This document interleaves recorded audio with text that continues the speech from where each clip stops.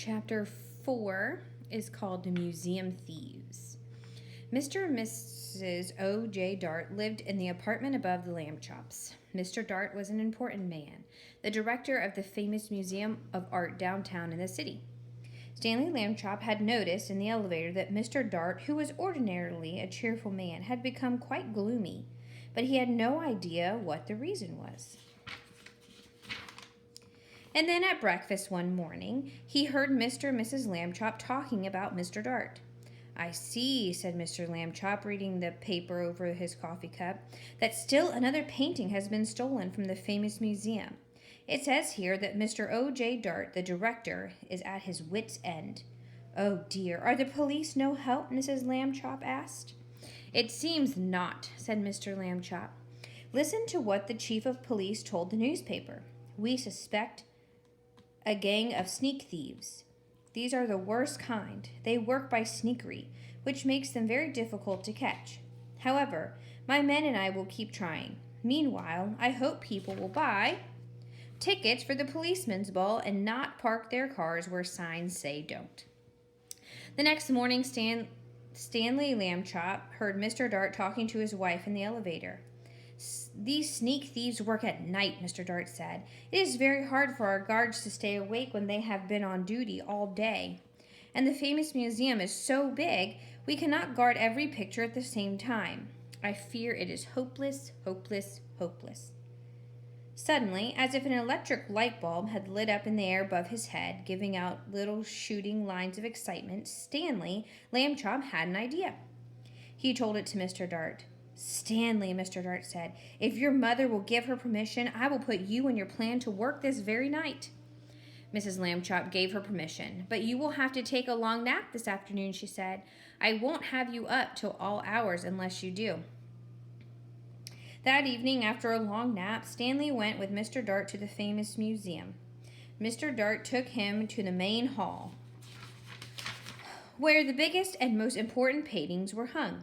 He pointed to a huge painting that showed a bearded man wearing a floppy velvet hat playing a violin for a lady who lay on a couch.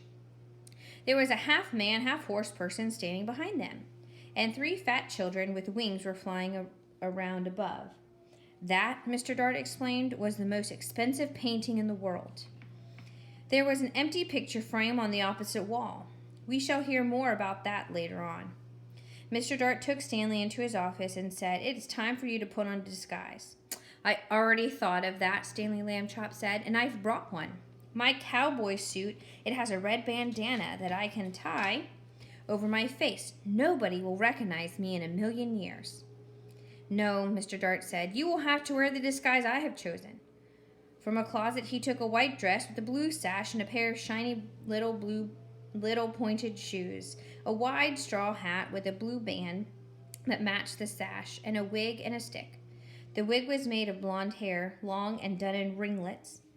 The stick was curved at the top, and it too had a blue ribbon on it. "This is a shepherdess's disguise," Mr. Dart said. "You will look like a painting that belongs in the main hall. We do not have cowboy pictures in the main hall." Stanley was so disgusted he could hardly speak. "I will look like a girl. That's what I will look like," he said. "I wish I had never had my idea." But he was a good sport, so he put on the disguise. Back in the main hall, Mr. Dart helped Stanley climb up into the empty picture frame. Stanley was able to stay in place because Mr. Dart had cleverly put 4 small spikes on the wall, one for each hand and foot. The frame was a perfect fit. Against the wall, Stanley looked just like a picture, except for one thing. Mr. Dart said shepherdesses are supposed to look happy. They smile at their sheep and at the sky. You look fierce, not happy, Stanley. Stanley tried hard to get a faraway look in his eyes, and even to smile a little bit. Mr. Dart stood back a few feet and stared at him for a moment. "Well," he said, "it may not be art, but I know what I like." He went off to make sure that certain other parts of Stanley's plan were taken care of, and Stanley was left alone. It was very dark in the main hall. A little bit of moonlight came through the windows, and Stanley could just make out the world's most expensive painting on the opposite wall.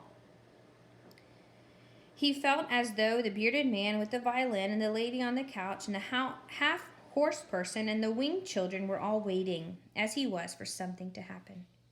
Time passed and he got tireder and tireder. Anyone would be tired this late at night, especially if he had to stand in a picture frame balancing on little spikes. Maybe they won't come, Stanley thought. Maybe the sneak thieves won't come at all. The moon went behind a cloud, and then the main hall was pitch dark. It seemed to get quieter, too, with the darkness. There was absolutely no sound at all. Stanley felt the hair on the back of his neck prickle beneath the golden curls of the wig. Creak! The creaking sound came from right out of the middle of the main hall, and even as he heard it, Stanley saw, in the same place, a tiny yellow glow of light. The creaking came again, and the glow got bigger. A trapdoor had opened in the floor, and two men came up through it into the hall. Stanley understood everything all at once. These must be the sneak thieves. They had a secret trapdoor entrance into the museum from outside. That was why they had never been caught. And now, tonight, they were back to steal the most expensive painting in the world. He held very still in his picture frame and listened to the sneak thieves. "This is it, Max," said the first one. "This is where we art robbers pull a sensational job, whilst the civilized community sleeps." "Right, Luther," said the other man. "In all this great city, there is no one to suspect us." "Ha-ha," thought Stanley Lambchop. "That's what you think." The sneak thieves put down their lantern and took the world's most expensive painting off the wall. What would we do to anyone who tried to stop us, Max?" the first man asked. "We would kill him." "What else?" his friend replied. That was enough to frighten Stanley, and he was even more frightened when Luther came over and stared at him. "This sheep girl," Luther said. "I thought sheep girls were supposed to smile, Max." This one looked scared. Just in time, Stanley managed to get a faraway look in his eyes again and to smile, sort of. "You're crazy, Luther," Max said. "She's smiling. And what a pretty little thing she is, too."